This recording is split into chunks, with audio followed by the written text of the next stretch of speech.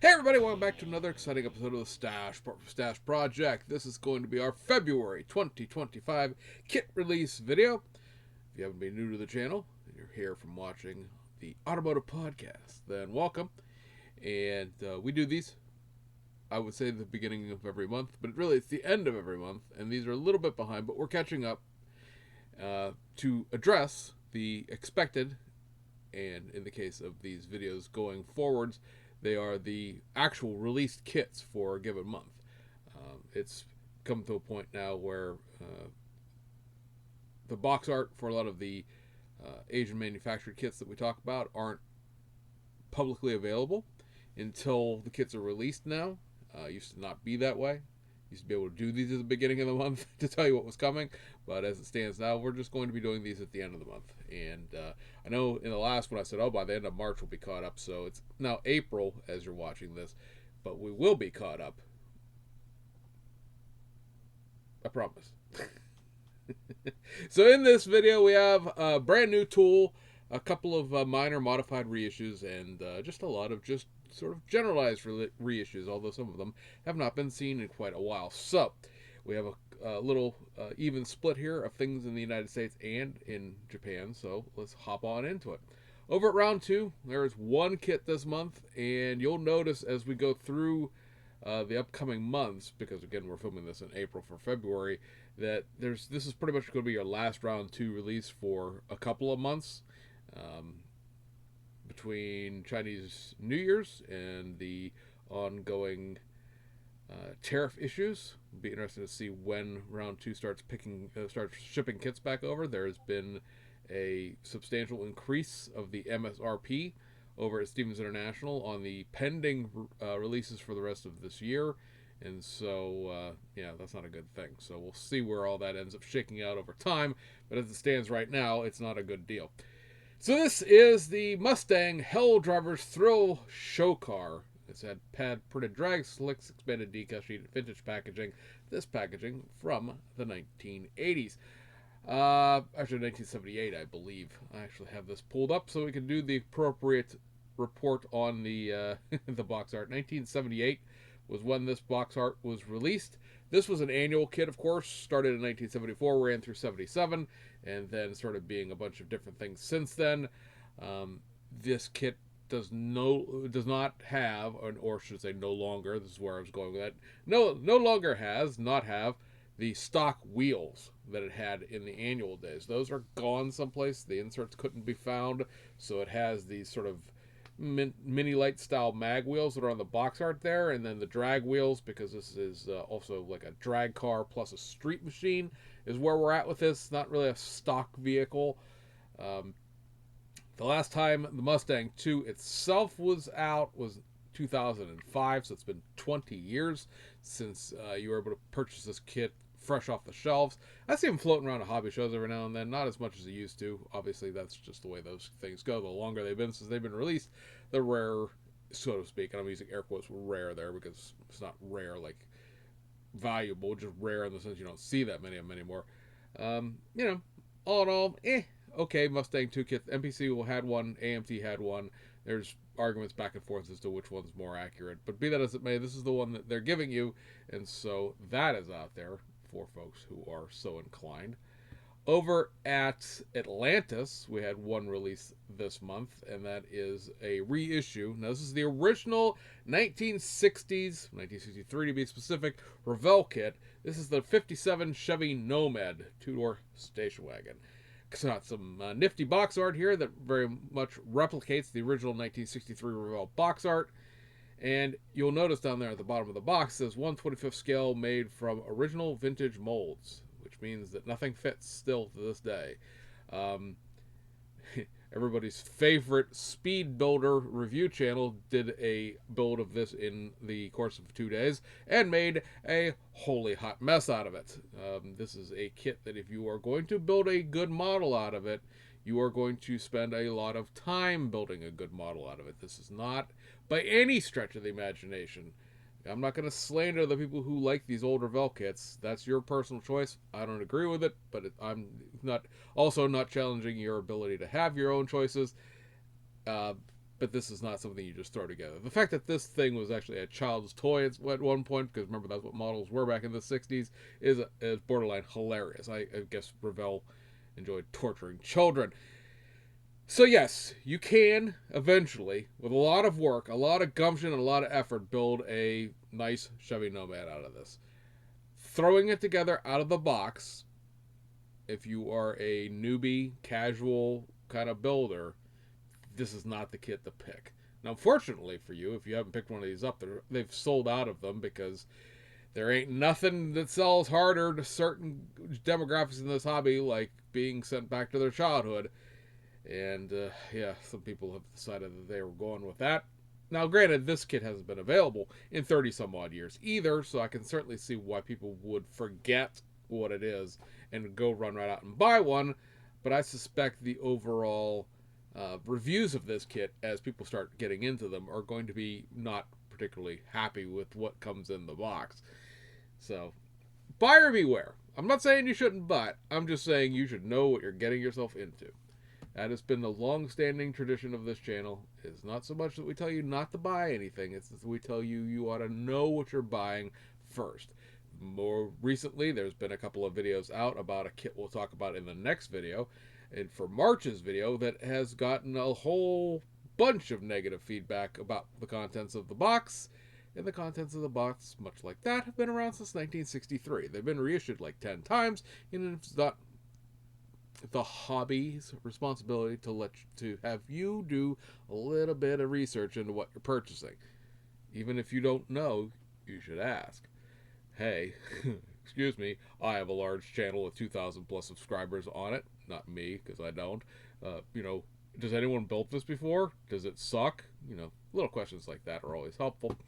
Over at Revell, we've gotten all three of the long-promised, now you probably have purchased these already by this time you're watching this, but the three long-promised Stranger Things kits in their North American boxes, because some of these came out in Revell Germany boxings first.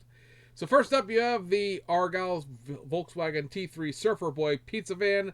Now, the Volkswagen T3 is a Revell of Germany kit. It's been around since about 1983, give or takes, and it has been reissued a number of times since then. There's a Vanagon version of this, which is the camper and whatnot. There are three new pieces in this kit. They are that grill that's sitting between the bumper and the main grill. That little bit is a North American piece. It was not included. German Volkswagens didn't have that for whatever reason, so that's included. And then, of course, the roof sign for the pizza is new as well. Other than that, everything about this tracks all the way back to 1983. So if you've happened to have built one of these in the past, you ought to know what you're getting yourself into. If you have not built one of these in the past, any review of any of these going all the way back to 1983 will give you the contents of the box, because, again, just the roof sign and that front grille are the only new pieces included.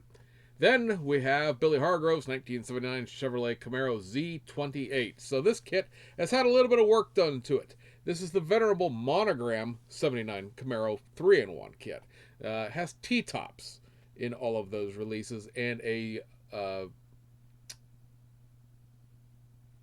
trying to think what the heck it has. It's a Z28 hood with an induction, right?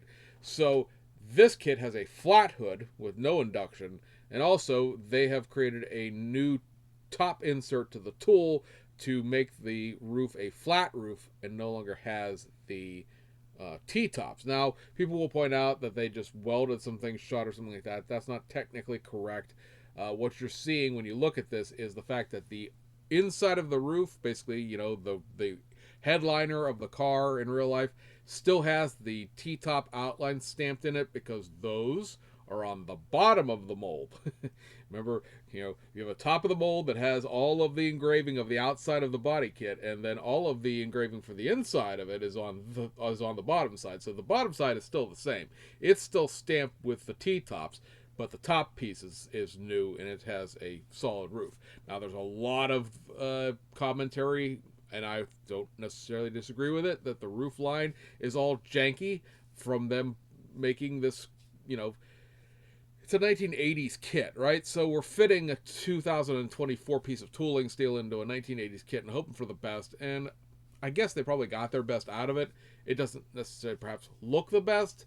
Some adjustments with some files are probably necessary if you really truly care about the roofline mimicking the one-to-one in a more realistic fashion. If you're just throwing the model kit together and you don't care, then you don't care. So this kit still has all of the 3-in-1 parts in it. Still has the induction hood, still has the open hood for the blower motor, because you may recall this is also a drag racing kit in its 3-in-1 format with a I guess it's probably a small block 350 with a supercharger and a blower hat on it. So that all those parts, everything that was in this kit originally in Monogram days is there. It just doesn't have the T-tops on the body anymore, because even the original hood is still there.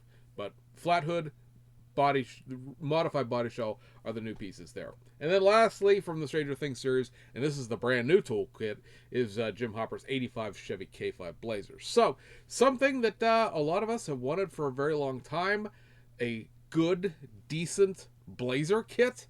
It seems like this should be something that would have been done back in the day, but a lot of the Blazers were late 70s, early 80s Blazers, in a time where, of course, Monogram Revell didn't have money to invest, because that was just the economy of the hobby back in the oil crisis days. So those kits are what they are. This is, however, a state-of-the-art tool. The chassis on this thing is a completely separate sort of unit. You could build the whole thing up and have it just display it as its own thing without the body and the interior on it. I would urge you, if you have one of these, to go ahead and inspect your kit. Make sure that your chassis is straight. I've seen a few of them, a little bit of a twist to them. Nothing that's going to be like, oh, take it back, it can't be built. But just be aware that that is in there, and if you wanted to start work on straightening that out, probably be in your best interest. I've seen some of these where the tires are just sort of thrown into the kit with the kit itself, so you may want to go in there and at least get your tires out and put them in a separate bag if you don't plan to build it anytime soon, so you don't tire burn. There's something you probably haven't had to worry about in 20-30 years. Not sure why this was packed this way, but it is what it is. But all in all, this is a really, really nice kit. Seems to build up pretty well from the few people that have gotten early copies of it, and there will be more where this is coming from in terms of this tooling. This is not a one-off for this TV show. There will be further K5, possibly GMCs, coming in the future. And that takes us over to Salvino's JR. For the month of February, they have 2 kits to release. The vintage kit this month is the Richard Childress Racing 1989 Chevrolet Monte Carlo. You'll notice this is RCR licensed, but not DEI licensed, so there are no Dale Earnhardt names or logos or images or signatures included in this kit, so you will have to source either the Power Slide set, which is $10, which basically is the whole decal sheet for this car, or if you happen to have an old Monogram kit laying around, you could try and hope that your 30-some-odd-year-old decals for the signature on the roof aren't so yellowed and brittle and whatnot that it ruins the model that you're building. That's not a good time. Vintage decals are vintage for a reason. Sometimes, like some things like wine age well. Some things like decals really don't. So, yeah, there was a long simmering debate about them getting a DEI license, and for whatever reason, that's 2 years later, that still has not occurred, and so you're stuck with this sort of Dale Earnhardt car, but don't call it a Dale Earnhardt car because it's not actually licensed by Dale Earnhardt. And then the other kit is the first of the 2025 NASCAR liveries, and that means, of course, we are once again Camaroing all the things, and we have Chase Elliott's Napa car. So this is the primary livery for Chase Elliott in the new season of NASCAR. It does look like April is going to be when we get the new Mustang body that's 2024, 2025. There is pretty much no word and possibly no go on doing a Camry body, which is really a kick in the pants to the whole idea that Salvino's is going to make all the modern NASCAR kits. Well, it's going to be fantastic, blah, blah, blah, blah. But yeah, all of a sudden it's not so fantastic, and you're going to get a Mustang, and you're going to be stuck with this Camaro. Who knows what happens when the Camaro goes away, because they've got too many things going on over there at one time and not enough money to do it. That's what it really boils down to. The whole excuse stems into we won't sell enough Camrys to justify making it, and they're going to be really in a hard spot if a Camry driver wins the NASCAR championship this year. But we'll see where that goes. It's a long season as it stands right now. The Toyota drivers are doing pretty well. Multiple wins by Chris Bell. Yeah, we'll see how that works out for you in the end there. So that concludes the domestic kits. Going overseas, we have one reissue out of Tamiya. This is another sort of vintage reissue they've done. This is the Renault 5 Turbo Rally Edition. Now, they did the street edition of this kit last year before the end of the year. This is, of course, the rally version, duh. And does include both of the driver and navigator figures. Classic Renault Elf factory livery here. It's an old motorized tooling. This was originally done in 1982. Well, the stock one was 82. The rally car is 83. New parts. It was then reissued again around 2004 on both accounts, and here we are 21 years later, and they're getting reissued again with, like fresh decals and instructions that refer to the LP paint line and things of that nature. Nothing new about this kit at all, other than the fact that it's just being refreshed. And again, it's been out of the catalog for a little while. The last time it was refreshed was 20 years ago, so it's probably been out of the catalog for 10, 15 of those 20 years, give or take. So if you're interested, that's available. USCP, the Ukrainian Scale Car Production, and a couple other companies are doing a lot of wheel upgrades and parts upgrades and things of that nature. Studio 27s bring their photo etch set back out to try to do something to help this kit along. It's a very old motorized type kit. The chassis is very flat and things of that nature. It's not the greatest, but it is pretty much the only version of this kit out there, so there's that. That'll take us over to Ishima for their kits for this month. So first up, we have a modified reissue from those folks. This is the MF Ghost kit number 2, R35 Nissan GTR Nismo. So this represents, in 1-to-1 scale, a 2017 Nissan GTR Nismo edition. This is the second version of the new Snap Tight kit. So this is the Snap Car type. Snap Car is the lineup of the 124 scale, excuse me. Snap Tight kits they're doing. They did the 2022 GTR Nismo Special Edition that had like the fender vents in it and all that sort of stuff. This is backdating it a few years to 2017. Some of the parts for the 2017 were in the 2022 kit. But this does have a completely new body shell because it doesn't have the fender vents and a couple other little odds and sods, as it were, from the 2022 facelift. So, backdates it a little bit. Still the same Snap-Tight kit. Comes with decals, comes with Mylar stickers, all molded in color. Does give you instructions on how to paint it if you so choose. And, like a lot of the MF Ghost kits, this one comes with a little 124 scale 4-prop drone. So that's kind of a cool little piece. But that's out there if you're interested. And then we have the return of the Shakatan Boogie kits. And we're going to be doing a bunch of these over the course of the next several months as they reintroduce the line of these through at least 5 of them. There's at least 5 of them planned. This one is showing you basically the 2 kits that you're going to get this month. The Toyota Soarer is in the foreground here with the guys hanging out of it and smiling and waving. And then the S30 Fairlady Z with the guy back there not looking too happy about things is the other kit we're going to talk about in a second. So the literature for this, and this is fantastic, I love the way this reads. The Shakatan Boogie in a literal machine translation to English says they love girls, cars, and nightlife. Hajime, which is the gentleman driving the Soarer, and Koji, who is his friend hanging out the passenger window, are heading out to the city at night in their low-riding Soarer. So, okay. They like to dance, they like to boogie on the disco round. Be that as it may, this is an old kit from the 1980s. It is very, very motorized. It has beat the rivets into the wheels and that kind of kit.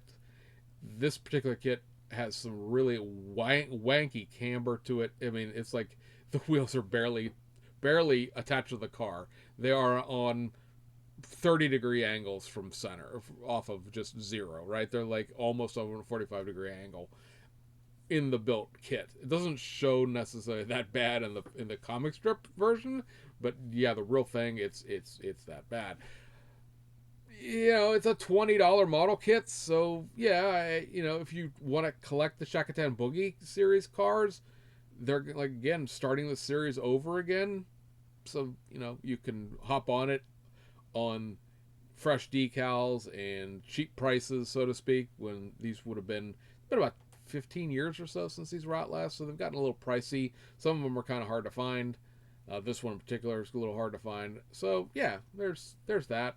And then also again with that you have the Akira's S30 Fairlady Z, the Yankee Mate Nissan here. This is, if you ever built any of the S30 first gen Fairlady Z's from Aoshima, you know what to expect here. A lot of this goes back to an IMEI kit. The body was tooled up separately in 2008, and so was the interior. Some of the interior, I should say. Not all of it, just like the dashboard and the seats. The rest of it, the chassis, the base of the interior, and things like that, go back into the 1980s. It is another one of the pound the rivets into the wheel type thing, and this one is so old it actually still has a battery box molded into the chassis. So yeah. It's, if you're collecting this series specifically, you need the kit, because like this is one of the main characters in the manga. However, if you just want to build the first gen, fairly easy, go buy the Tamiya kit, obviously, or the Hasegawa kit as a secondary. The Aoshima one has never been good, and it continues to still be so. Also, a reissue of their Nissan Skyline ER34 series. These were new kits done up in 2018. They are, I want to say it's a 98 and a 2002 are the two options here. Let's go 98 and 2001. Close enough for government work. So these were separate kits in the past. Each were their own release. And this one has both of them in one box. Now, you don't get two whole model kits. You got to pick one or the other, right? But the differences in the two cars, basically the front valance and the rear valance, and the fact that the 2002 or 2001 has a rear spoiler to it, like these are very close together, and there's just a few little differences between the two in the mild facelift the ER34 sedans got in 2001. So both of the options are in here, but again, you have to pick one. You don't get two bodies, you don't get two whole model kits, you do have to pick one or the other, but at least both options are in the same box. You have to buy two of them to build one or the other. That'll take us over to Fujimi, which I know everyone's as a fan favorite of. They've mercifully only got a few things this month, but they are what they are. So starting up, we got the Toyota Crown 2.0 Supercharger here. This is a late 80s Toyota Crown. I want to say it's about an 88 or 89. It's a very, very basic kit from Fujimi, as they tend to be. Again, motorized generic chassis, beat the rivets into the wheel wells, but you do get a set of photo etch multi-spoke rims. So the reason why that rim is sort of kachad out to you, Lightning McQueen style, is because there's a 5-piece PE wheel to make up that multi-spoke wheel. Your mileage may vary as to whether or not you think it looks good or not. It probably looks a lot better than a plastic kit wheel, but the thing about PE compared to actually hand lacing a rim, of course, is that PE is one-dimensional, and so while you're laying several pieces of one-dimensional metal on top of each other to make sort of a multi-spoke thing, it's going to be still flat rather than being actual wire. This kit also comes with the chrome things for the fenders and that stupid whale bottom rib for your pleasure door sticky stuff. High society for the win. Next up, you have this Nissan Skyline R32 GTR Nismo with the 40th anniversary collector's box. So again, this comes with the flat packed, put it back together again yourself display case. Does have a very nice Nismo 40th anniversary logo molded or painted or stamped or whatever they did to this to the floor of the case. Still don't have a Lamborghini Miura. I don't know why that was picked as be in that case, but it is what it is. The only sort of unfortunate thing about this is like their old school R32. This doesn't come with the new chassis that makes it all-wheel drive. This is like their $10 kit, and I guess it serves the purpose. it's a very basic model. It's 50 pieces, 60 pieces, something like that. And again, as long as you don't care, if you spray painted the chassis flat black and never looked at it again, it's probably a pretty decent model kit.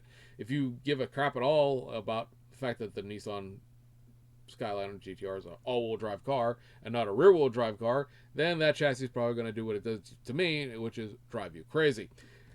Moving along, a reissue of the Mazda RX-8. So it's been a little hot minute since the RX-8's been in the Fujimi catalog, like a hot minute.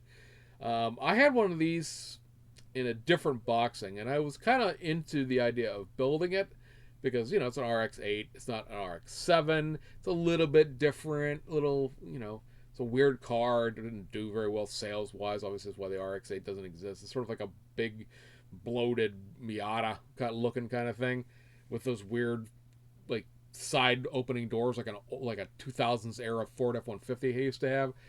But this thing has no interior detail to it whatsoever. And I only say that because, none. Like, the door panels on this, it's a cup style interior, so the door panels aren't separate. But they're flat. They don't have any detail on them. There's not even, like, the ghost of an etch of an armrest. Like, they are flat. This was done. The body itself's pretty nice. Like, it makes an RX-8, I guess. But, like, the interior of this is such a wild letdown. You probably can't, if you paint it black, you probably can't see it, but it's just, and this is the GTW wing, as you may notice on the box art there, and so it has an extra goofy wing tossed in for the S and G's of it. The GTW wing thing is something that's been going on in the Fujimi kits if you've been paying attention, and will continue to go on into the future, so yay.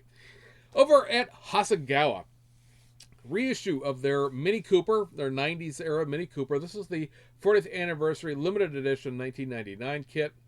Now, anybody who watched the podcast last night, I'm recording this the morning after, knows that we had talked about a 40th anniversary limited edition kit that was sort of a blue on the screen when you watched it.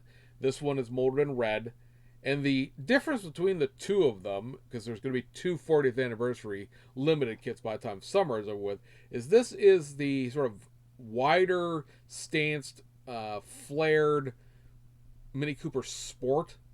The fender flares are literally separate pieces on this. They were tooled up for the Mini Cooper Sport Pack kit that came out as the second release of this new tool back in 2023. Actually, I think it was fall 2022 into 2023. Anyway, so this kit has a new stick shift, because it's a row your boat manual, and it has new map pockets for the door. Hey, who knew you could tool up the most insignificant things? Hasegawa does. And this has a 40th anniversary logo for the hood ornament. So there's that. This is a Nissan Skyline HT GT 2000 GT 1972. Now, if you look at this, you're thinking, man, didn't they do one of those already? They did do a GTX, which is the top of the level, but not a GTR trim of this car from 1972. It was a blue car in the box art, and all the trim was like gold around the dashboard. This is one model trim lower, just the GT. New decal sheet for that. And then if you look at the hubcaps in the box art there, you notice the hubcap sort of has almost looks like a single center lock, like a racing rim. That middle part of the hubcap is new. The GTX has a different style middle part of the hubcap, and they, in their wisdom, I'll give them that. Like, they didn't have to tool a whole new hubcap; they just had to tool the center of it. They tooled a new center, and that was what detrims this, along with painting options, because obviously you've got like a black argent scroll surrounds and stuff like that on this, as opposed to the highfalutin gold trimmed ones that were in the other one. But otherwise, this kit has all the same parts. They're just used in a slightly different fashion and painted a different way. So yeah, the most insignificantly modified reissue ever. And then we have this, the Mitsubishi Lancer EX 1800 GSR Turbo Custom version. So what makes this as a custom version is basically all of the stuff from the rally car is now in this kit for the outside of the car. It does come with a little bit of the rally interior, which would give it left-hand drive. Unfortunately, the left-hand drive dashboard from the rally car is cannibalized out as a race car dashboard. So like all of the ventilation and air conditioning and like radios and stuff are missing, and there's big gaps where you're supposed to put the rally computer and stuff like that in. So you're, even though it has left-hand drive dash and left-hand drive wipers, you're kind of still stuck with the right-hand drive stuff because the left-hand drive stuff, again, is very cannibalized. Be very interested to see somebody scan that in and 3D print it with the appropriate electronics and HVAC controls out of the right-hand drive dashboard. I know there's a few folks out there that have gotten the little handheld scanners to do their CAD work for their 3D. That may be something or not. It does stick you also with the big goofy front bumper with the spotlights in it. It doesn't come with a stock front bumper. It only comes with this rally bumper, which is kind of cool. I don't necessarily know that it was an over-the-counter part, but you know, it is what it is. And it has the fender flares and the rear spoiler and also the rally racing rims included in this as well. But otherwise, it's a street kit. So custom in air quotes and quotes on the box. I think it's a viable reason to use quotes. And then lastly, for the video this month is this. The Triple Fighter Demon car. So this is based on a 1972 TV show. It's unique. I will give you that. It is super unique. So reading the literature here, this was a Hero TV series Triple Fighter, and this is based on the demon car used by the demon army's combatants, the Devils, who are plotting to invade the Earth. So this is molded in black. There's not a figure included in it, but you do get one of these little cardboard stand-up cutouts of the devil guy, giving what may be an incredibly inappropriate salute given Elon Musk's tendencies to wildly wave his arms when he's in a crowded room. There were apparently 6 of these in the movie or the TV show because the license plates go D1 to D6 with Roman numerals, and they almost look fuzzy. Like, not only is it flat black, but it almost looks like it's flocked. I'm not sure what that's about in the thing. So the big kicker here isn't the weird guy cardboard cutout. It is the fact that that giant gun that's on the roof is now in there as a 3D print. This is a Subaru 360 as far as what the base kit is here, and otherwise it's Subaru 360. You don't actually have to build it this way. I mean, there's not a lot of other decals other than the TV show specific ones, but yeah, this is a little bit of a classic Japanese cinema. This is so weird. Now, I wouldn't buy one because I already have Subaru 360s, but this is so weird that I can see it appealing to people who collect kitschy Japanese stuff because, yikes, otherwise, right? Why this? I guess it's because they have a model kit of the hero car, and so why not? Also, could be asked. Why? Just because you can doesn't mean you should, but at the same time, why shouldn't we do it? So, yeah, guys, with that, we're going to leave you on that high note. That, guys and girls, is what you should have bought in February of 2025. Hope you guys enjoyed it, and see you on the other side.